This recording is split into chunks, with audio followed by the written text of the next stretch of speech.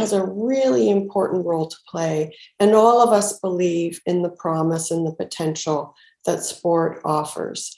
My name is Gretchen Kerr, and I'm a professor at the University of Toronto and co-director of eAlliance, which is the National Gender Equity in Sport Research Hub. At the end of the day, we all want the same thing from sport. We want it to be fun, to be safe, inclusive, for us to feel welcomed, and a sense of achievement. However, we also know that these goals and these benefits are not always achieved. Some people experience harms in sport. And so to realize the promise and the potential that sport has to offer, we need to talk about safe sport.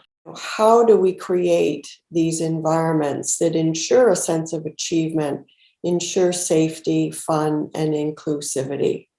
And when those things happen, then safe sport becomes a natural byproduct. It becomes a positive side effect, if you like. So a good way to think about safe sport is to start with the question, if you ran into your former athletes in the grocery store 10 years after they retired, what would you want to hear from them? How would you like to hear them describe their sport experience and the impact, the influence that that sport experience has had on other parts of their lives?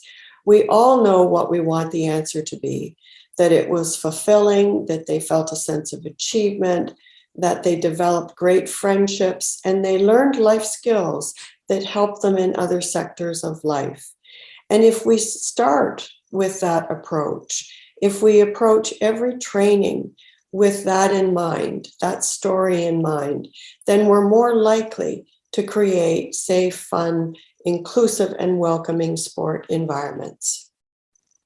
While this mindset is really important, it's also important to recognize when things go astray, to know what an unsafe, unwelcoming, or exclusionary environment looks like.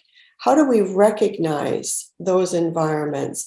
And secondly, how do we respond if they happen? Because it's also everyone's responsibility to do something when the environment is not conducive to optimal learning and development.